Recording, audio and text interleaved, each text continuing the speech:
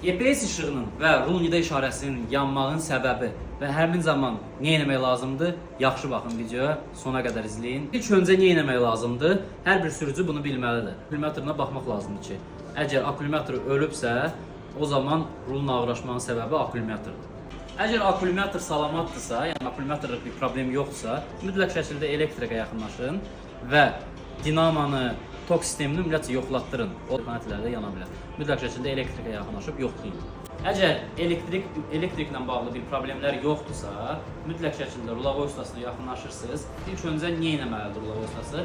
Diaqnostikaya salıb problemi aşkar etməlidir. Çünki ümumiyyətlə EPS-in işığın yanmağı, rulun ağırlaşmağı bir çox səbəbdən ola bilər. Səbəblərdən biri ABS də ola bilər ki, ABS-in datçiki də rulun ağırlaşmağına səbəb ola bilər. Antizanosun işığı, o da rulun ağırlaşmağına, sürətin zəifləməyinə problem yarada bilər ki, bu elektrositimlə bağlı bir problem deyil, yəni rulavoy ilə bağlı bir problem deyil.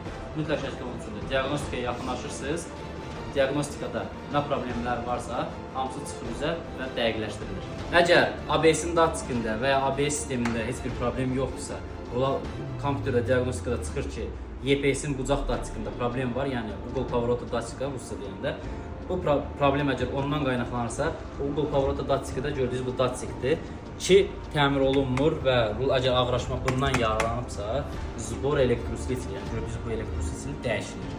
Yəni ən son nöqtə budur. Onun üçün də bu problemlərin hansından yarandığını bilmək üçün mütləq şəkildə ustaya yaxınlaşıb dəqiqləşdirmək lazım. İzlədiyiniz üçün təşəkkürlər. Videoya like qoyub, videonu paylaşmağı unutmayın ki, görsünlər, maraqlansın.